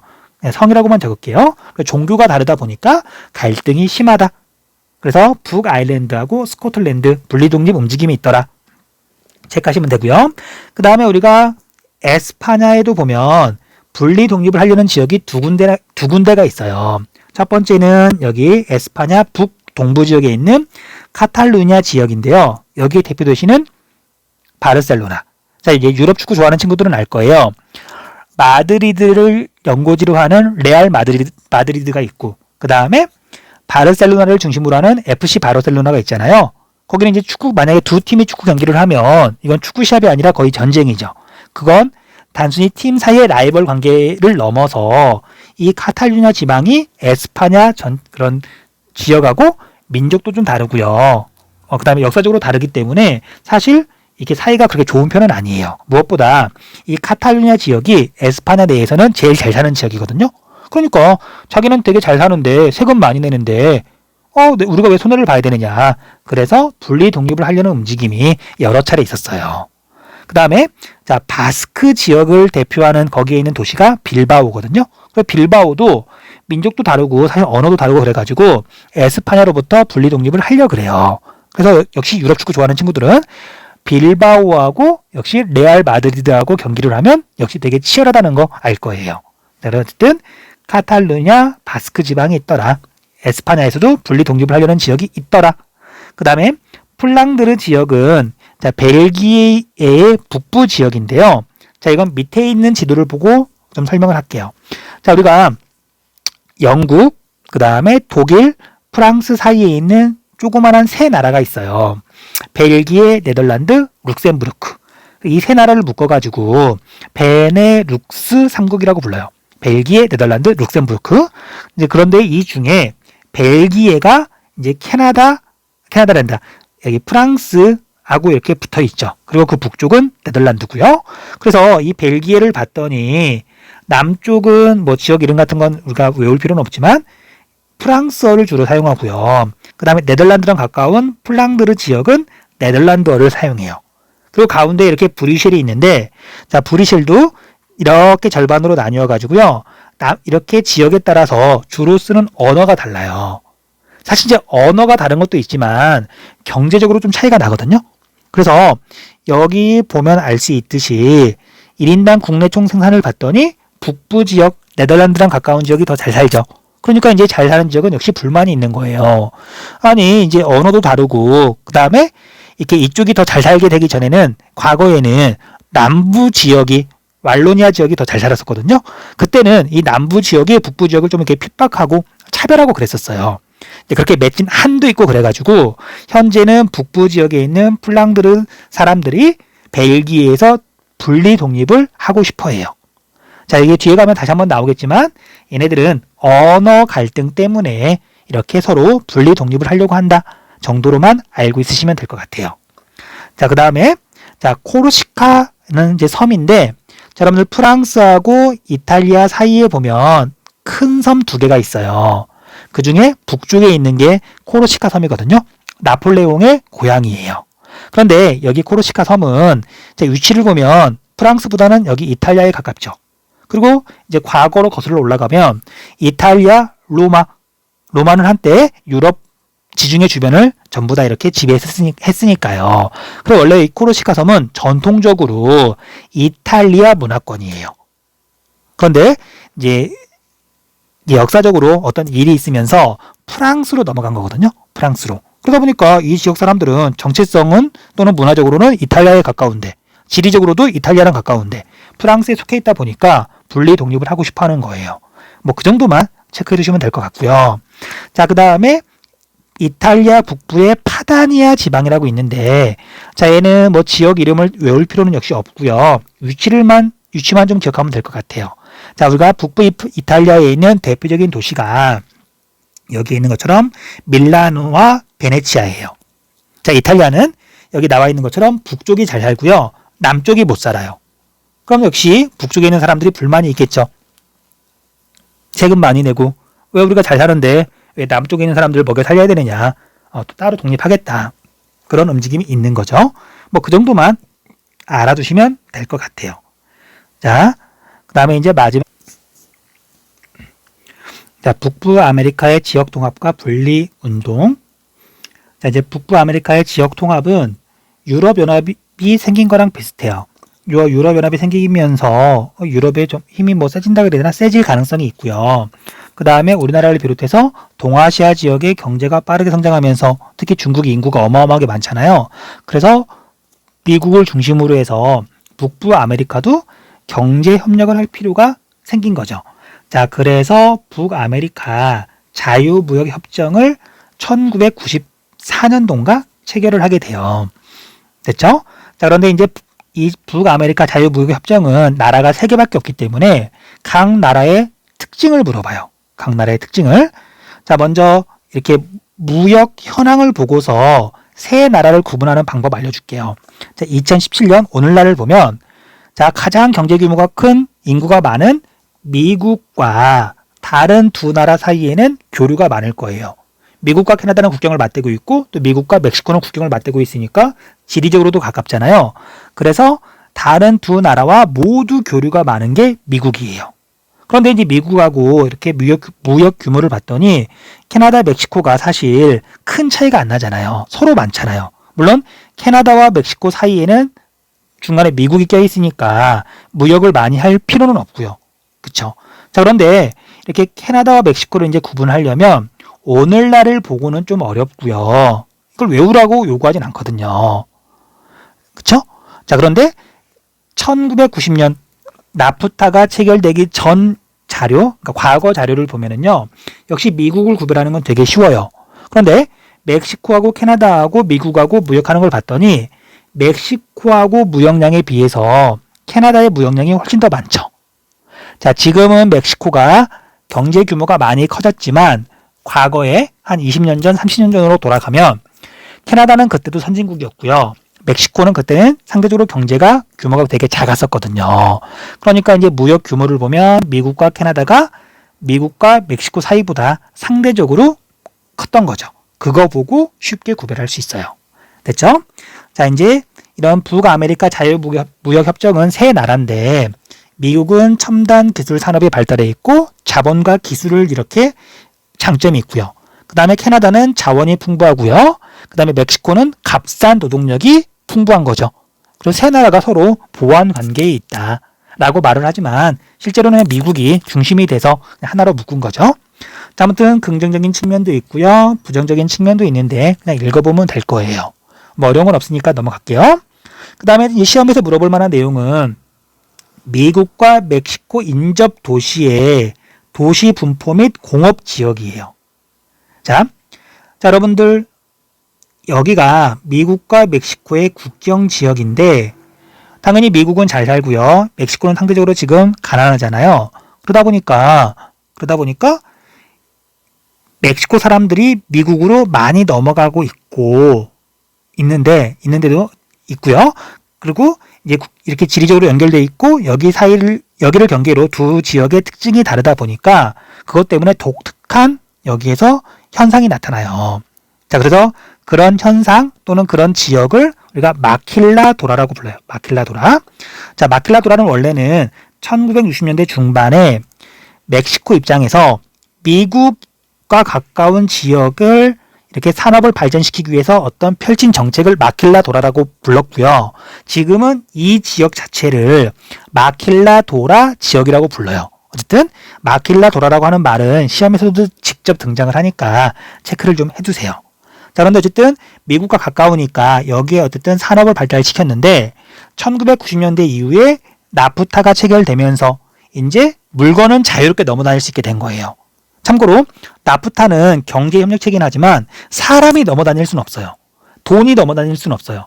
다만 물건이 넘어다닐 때 관세를 없애거나 굉장히 줄여놓은 거거든요.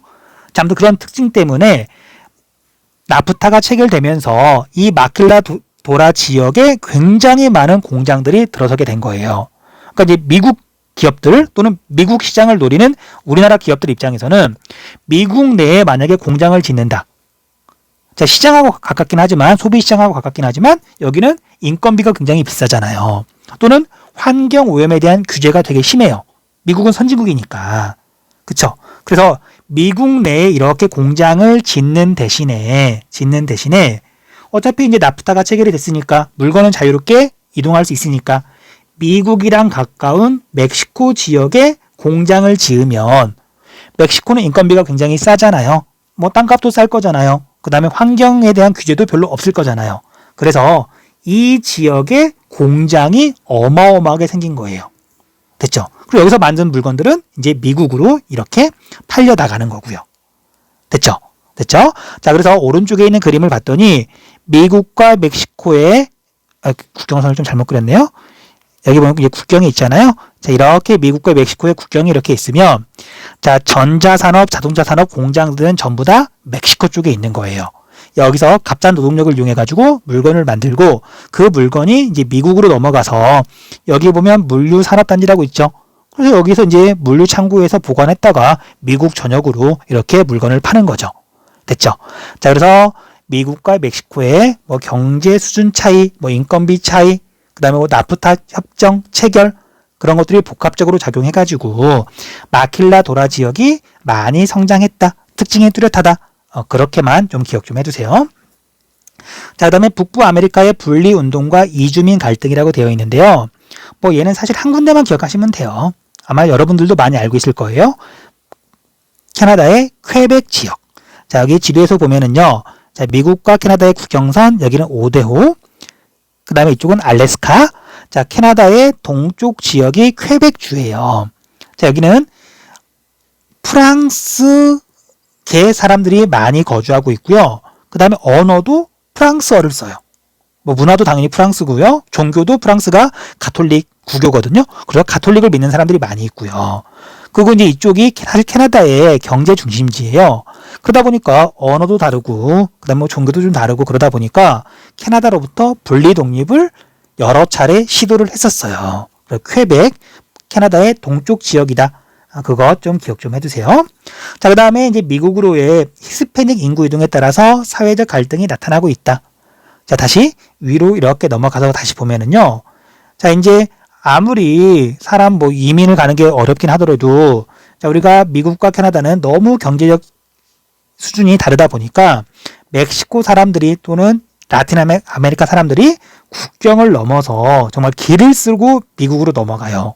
그러다 보니까 멕시코랑 가까운 미국 지역에는 텍사스 지역을 비롯해 가지고 여기에 보면 뭐 샌디에이고 이렇게 있는데 여기가 캘리포니아주, LA, 그다음 뭐 샌프란시스코, 어쨌든 멕시코 국경과 가까운 지역은 히스패닉의 인구 비율이 굉장히 높아졌어요. 그래서 뭐 LA나 아니면 뭐 여기 샌디에이고 같은 데 가잖아요. 영어만큼이나 에스파냐어를 들을 수가 있어요. 근데 이제 원래 살던 이제 백인들, 유럽계 백인들하고 여기에 이주해 온 히스패닉들하고는 언어도 다르고 종교도 구교냐 신교냐도 좀 다르고요. 경제 수준도 다르다 보니까 아무래도 사회적 갈등이 있을 수밖에 없는 거죠. 자, 뭐 시험에서 물어볼 만한 건 사실 쾌박밖에 없으니까 여기만 체크를 좀 하시면 되겠네요. 자, 여기까지 하면 꽤 많은 내용 설명을 했고요. 그 다음에 다음 시간에는 문제를 풀면서 중요한 부분들만 다시 한번 살펴보도록 할게요. 자, 수고했습니다.